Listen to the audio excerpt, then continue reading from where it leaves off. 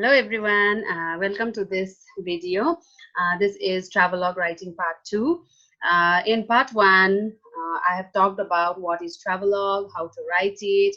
Now, in this part, let's talk about some special characteristics of Travelogue writing. By knowing this, it will be helpful for you to include these things so that your Travelogue writing becomes an excellent one. So let's get started. What's special about a travelogue? What characteristics are the most important? First thing, entertaining format.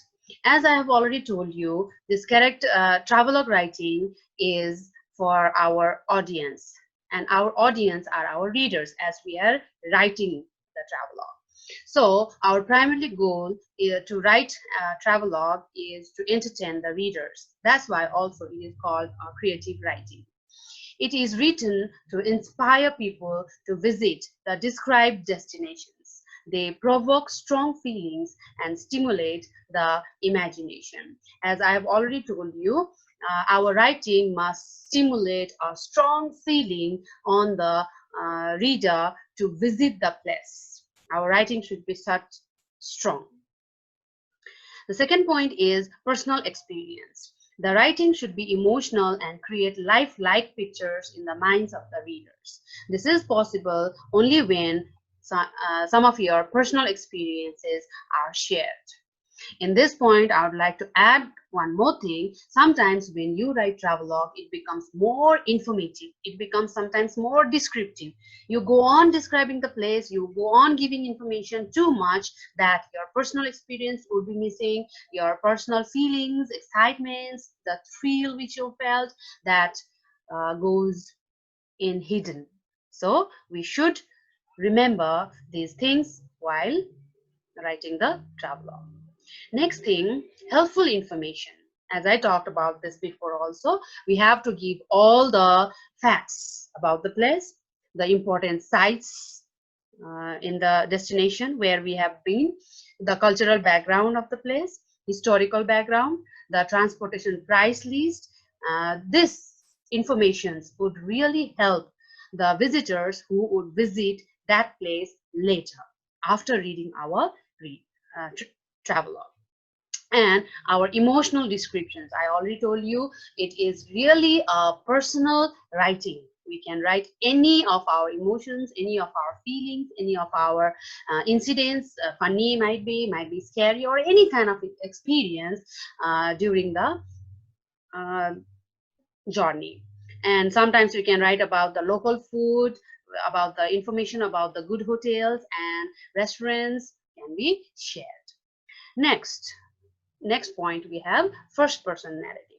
As I've been telling you from the beginning that it is totally personal, and we always should use first person narrative, that is I.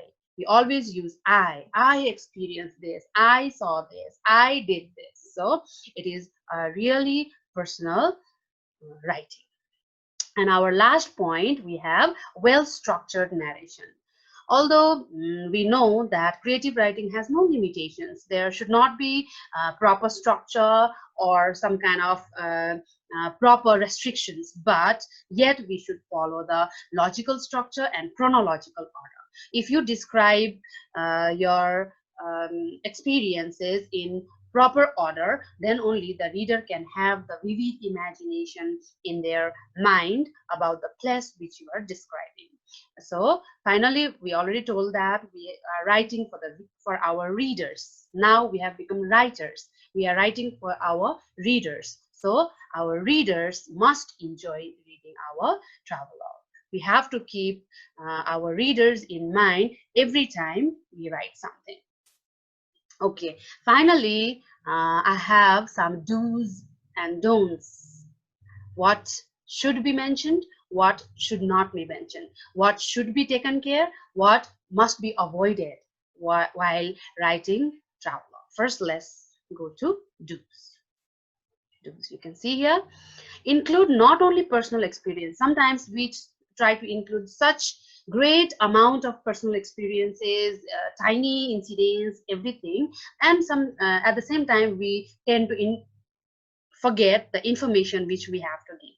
So we should not do that. We have to be very careful about that. You have to give your readers an idea about transportation costs, hotel, resorts, okay, and even give the advice about the entertainment in the area or about places of interest to visit. It means your travel log should be informative as well as expressive. You have to express your feelings, your experiences, as well as at the same time you have to give plenty of informations to your readers. Let's see another point.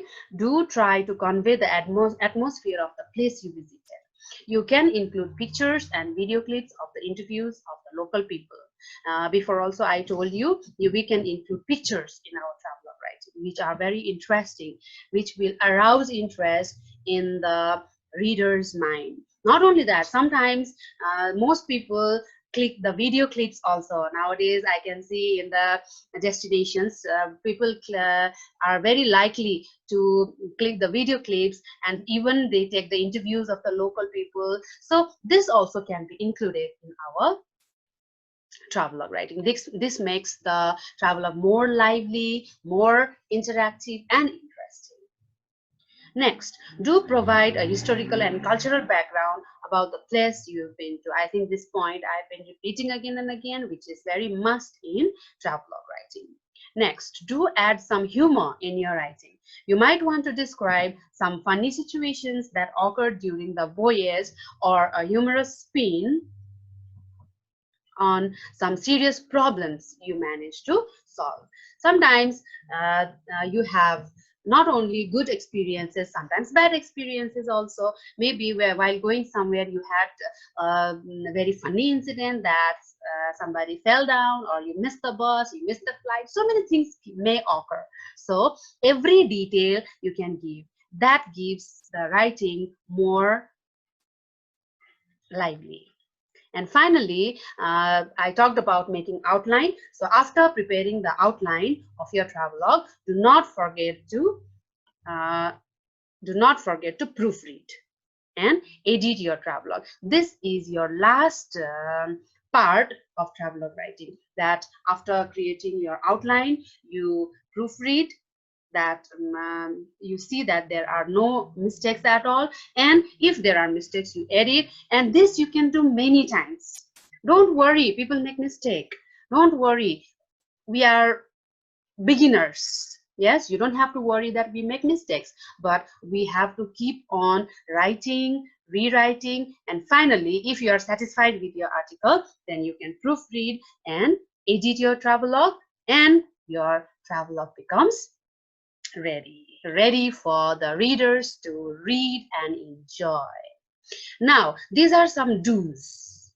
Yes, these are some do's. Now let's see what you have to avoid while writing a travelogue. This is also very important, because if you use these points, if you really use these points, keep these points in your mind, your travelogue would become a really good one. Let's see. Don'ts. Don't repeat or retell the information that is usually typed in various tourist guidebooks. Some people do this. We are saying that it's a creative writing and we should create our own. We should not copy or take help from any guidebooks. It should be your only original one. So this you should avoid. Next, don't use stock photos or other photos that can be found on the internet, because as I told you, we should include some photos, some pictures of that place, and the photos are found on the internet, but we should avoid this. It should be natural one. It should be the original one which you have clicked during your journey. The next point is, don't judge other people's customs and traditions. Judgment, sometimes we try to judge them, sometimes we try to write our own judgmental sentences about the customs and traditions. That we should not do. We should provide the actual scenery. We should provide the original view of every part. May it be the beauty, or may it be the experience, or may it be the customs and traditions of the people, may it be the local food. So we should present as it is, not that we should criticize it or we should be judgmental in it. So some for an example, some cultural peculiarities may seem odd and uncommon to us, but don't claim them to be bad or stupid. Why we are telling this? Because this prevents your readers from having their own opinion. So let the readers have their own opinion. They should not judge the place according to your view. They should judge the place according to their view. It is only your view that uh, can be uncommon to you, or that can be stupid feeling to you, but you should present it as it is. You should not be judgmental in this. And finally, don't wait long to write your travelogue. Do it immediately after you return home, while your impressions are fresh and you can recall events clearly. Sometimes what happens, we visit some place, right after coming back we share with our parents, our relatives, and even we write in our diary. That becomes more fresh, that becomes more lively than you try to recall the place 1 year later or more than that. Then you cannot give the actual uh, originality to your writing. So whenever you visit some place, right after coming back, you try to uh, write it. Try to write as a traveler. Okay, finally, we have come to the end. We have completed travelogue writing. Hope you learned very well. I hope that both part 1 and part 2 you had learned, you had seen, you have heard very well. And finally, I would like to request you that after learning these many things, you should be able to write a travelogue on your own. I gave you what to write, what not to write, how to write, what are the steps to write. So please try to write a travelogue and send me to the email address I gave you. That is my personal email address, suchitrasakya@gmail.com. @gmail.com. Please send me as soon as possible after viewing these videos. And don't forget to subscribe me, because I'll be keeping all the useful materials, not only travelogue writing. Later on, I'll be preparing videos for letter writing, and then after, if grammar is needed, I can keep grammar videos relating to grammar also. So you please suggest me what kind of knowledge you want to get, what kind of videos you want, like related to grammar, related to writing, or even other parts which you feel difficult. You can easily tell to me. I'll prepare videos like this and share to you. So this much for today. Thank you very much. Stay safe, stay healthy at your homes. Thank you.